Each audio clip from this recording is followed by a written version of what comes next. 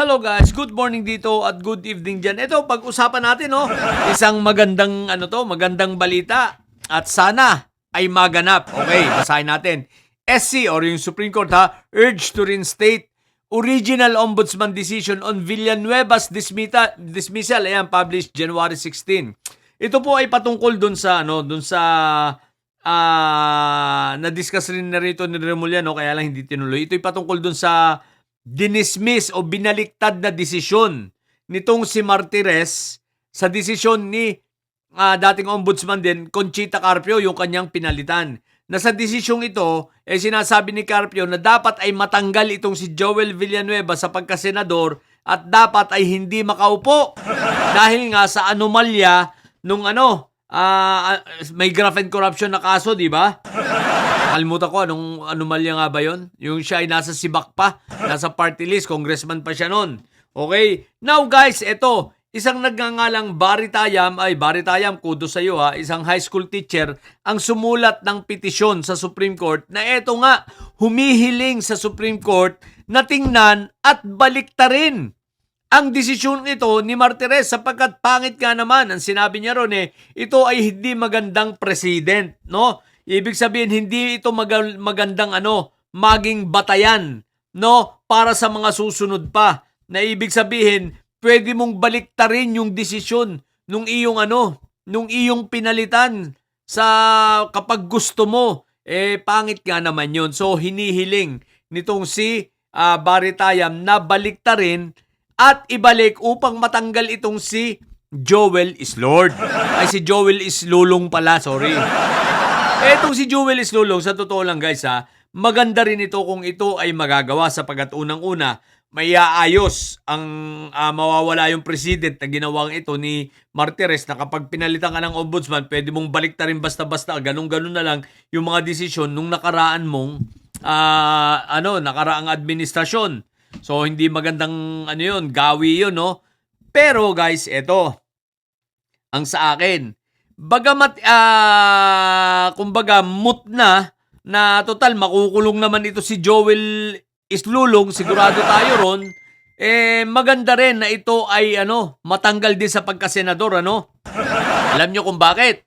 Bagamat siya, kung halimbawa, malabasan man siya ng warrant of arrest sa kanyang kasong kinaharap na plunder, graft, nananatili pa rin naman siyang, senador. Makukulong siyang senador, no? So, hindi pa siya matatanggal. Sapagkat matatanggal lang siya, kapag siya ay, na-convict na, nasentensyahan. Pero, while nag-hearing, senador siya. Okay? Ibig sabihin, nakakulong siyang senador at makakaboto pa siya at makakapag-epal-epal pa sa gusto niya. Diba?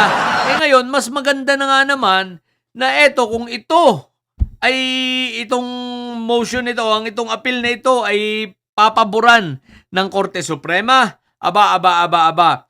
Immediately, itong si Joel Islulong ay mawawala bilang pagkasenador. So kung alinman, which comes first, di ba? Kung siya ay makulong o ito, matanggal, mabuti, parehas yun. So kung siya ay nakakulong na at ito pumabor dito kay Mr. Tayam ang desisyon ng Korte Suprema, aba. Ibig sabihin, tanggal si Joel Islulong sa pagkasenador. So nakakulong siyang ordinaryong tao, hindi na senador. Yun lang yung pagkakaiba. Pero, ang sigurado dyan, makukulong at makukulong ito. Walang kaduda-duda, mangungulungan itong si Joel.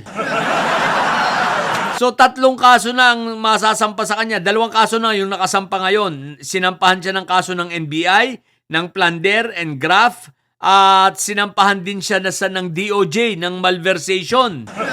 So, 2 kaso, magkakahiwalay pong kaso yan, Tandaan ninyo, Pati sila Jingay at si magkakahiwalay po yan. Ngayon, may kaso pang isasampa ang ombudsman sa Sandigang Bayan.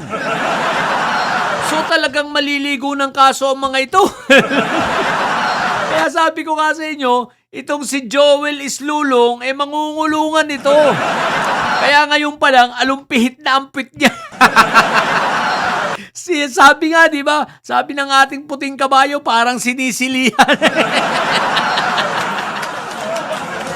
Ikaw ba naman halos nabibilang mo na lang yung araw mo eh. Pero sana no, yung Sandigan Bayan kasing bilis na magdesisyon ng Makati. Yung inihain lang kahapon yung reklamo eh, yung tapos kinabukasan may subpwede na.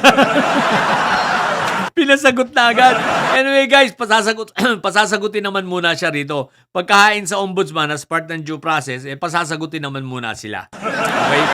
Pagkahain sa Sandigan Bayan. Pasasagutin sila ng Sandigan Bayan. Then pagkasagot nila, doon, lalabasan ng warrant yun. Ngayon ganito guys, sumagot na sila sa DOJ, tanda nyo. So magbilang na tayo.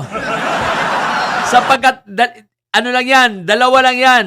Either i-dismiss sa DOJ or maidiretso ito sa mapalabasan ng warrant ito, maidiretso ito sa sa RTC na. Palabasan na ito ng warrant. So dalawa lang yan. Either warrant na yan or i-dismiss lang yung kaso. Pero malabong ma-dismiss yun. Malamang warrant. So alin man ang mauuna, no? Anytime soon, lalabasan ng warrant ang mga ito. Okay? So, yun. So, nako po, ang lalaki na ng problema ngayon. Ang tanong, parang tahimik daw ang kay Quick Melt. Hintay-hintay lang tayo, ha? Pagdating kay Quick Melt, pinapasarap-sarap lang. Bakit? May hearing sa Monday. Andun yung best friend ni Quick Melt, si Maynard Wu. So, itong si Maynard Wu lang naman ang kanyang bagman. Bagman ni Quick Melt. Naku po, Rudy. Abangan natin ito. Huwag lang kayo mainip. Lang kayo kasi, alam nyo guys, dapat lang talaga na dapat ang mga kasong isasampa ng ombudsman, ng DOJ at NBI talagang pulido. Na sigurado sila na kaya nila itong itayo sa korte. At upang sa ganon ay ma-convict talaga. Mapanagot talaga ang mga ito, hindi yung madidismiss lang or ma-acquit lang. Pangit naman yun, pangit. So dapat talaga yung madidismiss, di ba ga? So sabi ng puting kabayo, alumpit na ampit niyang mga yan. Wala namang kaduda-duda doon. Alumpit na talaga ampit ng mga ito. Alam niyo kung bakit? Once nalabasan ng mga ito ng warrant, magtuloy-tuloy na ito. Naku po, Rudy. Wala nang labasan yung mga yan. Tandaan ninyo. Doon na mauubos ang buhok niyang mga yan. Hindi na yan makakalabas sa loob. Lalabas yan doon katulad na ni Fentaboy. Nakalagay na rin sa garapon. Kaya alumpihit na. O, di ba ga? So, yun lang muna. Sa mga bobong didilis dyan, ha? Ang tatay nyo ay karton. Manatili kayo mga bobo at may sayad sapagkat ang may sayad ay laging high blood. Bye!